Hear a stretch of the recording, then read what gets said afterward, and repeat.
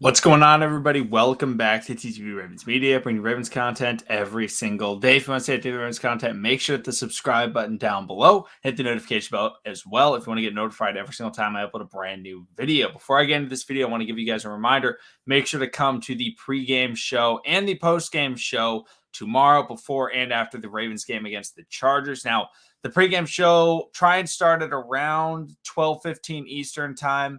It's going to be difficult. Obviously, the game in England will also be going on, but I believe that game's like Jags versus the Dolphins. So it's not like some crazy game. I don't expect it to be a very good game, but yeah, we'll try and start that about 45 minutes before the game. So make sure to come in through before the game. Ask any questions because I do make these like keys to success, but I don't preview any matchups or anything like that in these keys to success. That's what we do in the pregame show. Talk about the players to watch out for. Talk about the matchups that we're going to be looking forward to seeing, and just talk about the players because obviously it's going to be Rashad Bateman's first game.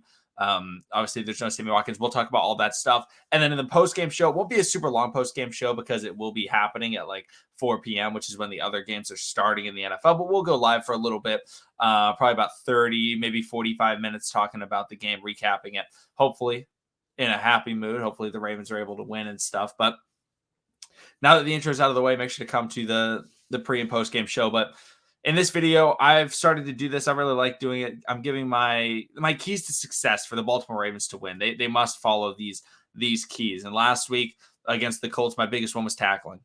They have to be able to tackle in open space. And unfortunately, they were not doing that at the beginning of the game. And that's why they were in such a big hole. But luckily, they were able to still come out with the win. But in today's video, I've got two keys to success, one offense, one defense. I will be talking about both of them. On offense, the biggest key to success has to be to keep the football. You can't turn the ball over. This is a defense that has a lot of playmakers. Obviously, the biggest name, Joey Bosa. Joey Bosa, one of the best strip sack specialists in the NFL. He's just an absolute monster coming off that edge, and he finds that football in that arm, and he hits that arm as often as he can. And I think that that's something that Lamar Jackson's experienced it before. The Ravens-Chargers playoff game, obviously, everybody remembers that as like this horrible performance by Lamar Jackson through, whatever it was, the first 3.5 quarters. But the Ravens were still in that game at the end. Lamar Jackson was still driving the ball with a chance to tie the game at the end of that football game. And then came Joey Bosa, came around the end, hit that arm, ended the game. Great play by him. Ravens weren't able to pull out the victory, but that just shows how great of a player he is. And then obviously Derwin James, a heavy hitter, a ball hawk, a fumble forcer, like just everything that you can imagine in a safety, Derwin James does. In my opinion, he's the best safety in the NFL. I know some people will disagree with that, but I am a huge fan of Derwin James. I think he's an absolute monster. Ravens got to make sure that they keep the ball away from him. And then also Asante Samuel Jr. has been a monster this year, leads the team with 2 interceptions. This Chargers team has forced 8 fumbles, and they've forced 4 interceptions this year. That means that on average, they're forcing at least 1 fumble a game. They're typically forcing at least 2 of the combined that, they've had a chance at 12 turnovers. So, 8 plus 4, and they've played 5 games. So 2 opportunities for turnovers on average every single game. The Ravens cannot be a part of that. The Ravens have had some fumbling issues, especially at the 1-yard line. Tyson Williams, Lamar Jackson, both of them have done it. You cannot be making those errors against this team because this is a team with a very good offense. Now, if this was a team without a great offense and they just had a, turnover-prone defense, it would be okay because the Ravens could be like, okay, we could get some stuff. This is a great offense. This is one of the best, most explosive offenses in the NFL. Justin Herbert's balling. Keenan Allen's balling. Mike Williams is balling. Austin Eckler is balling. You don't want to get into a shootout in a game where you're having turnovers. So if the Ravens are going to win this game, they're going to have to make sure that they keep that football in their arms until they put it through the uprights or put it into the end zone. Do not turn the ball over. And that comes with fumbling. That comes with for every player. This isn't just like, oh, make sure to hold on to the ball in the pocket. Don't throw super picks. No, if you're running that football, hold on to it. Tyson Williams, you've had fumbling issues this year. That's why you got sent to the doghouse. Do not fumble. If he fumbles, it may be done for him for this year. So obviously hoping he doesn't fumble. In any game, you don't want to fumble. But this game, I think, is just one of the biggest ones that you have to make sure that you keep that football with the offense. Then defensively, I think it's got to be a similar thing to what it's been. I'm going to change it up a little bit. I'm going to say limit the after the catch. Limit the after the catch because I'm not too worried about them running the football, knocking on wood right now.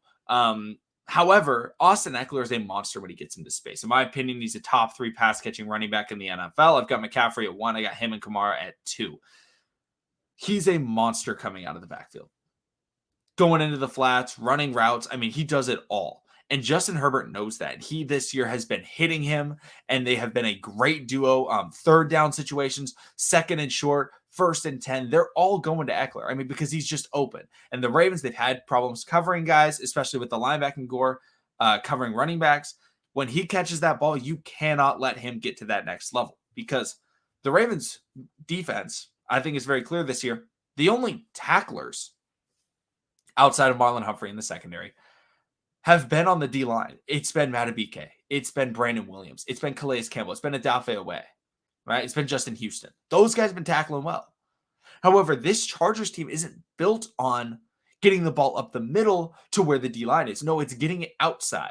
And when Austin Ekeler is catching that ball in the flats, when Keenan Allen's running that quick out and catching the ball, the guys that the Ravens have out there that would be trying to tackle him, because it's not going to be Brandon Williams over there. It's not going to be Calais Campbell.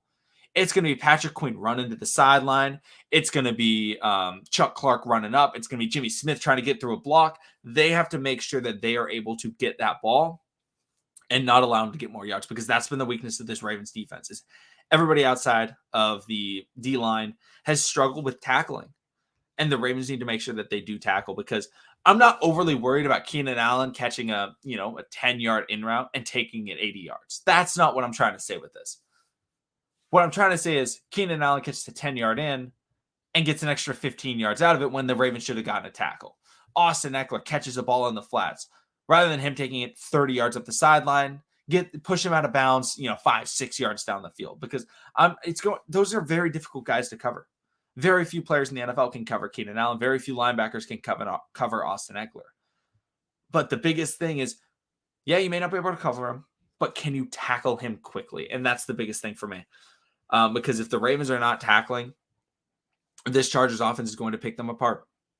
You have to force them into situations where they have to get the ball downfield, and you have to force Herbert to try and make plays, because Herbert, I'm a big fan of Justin Herbert. I got a Herbert jersey in my closet. I love watching the guy play, but he can sometimes DTM, do too much.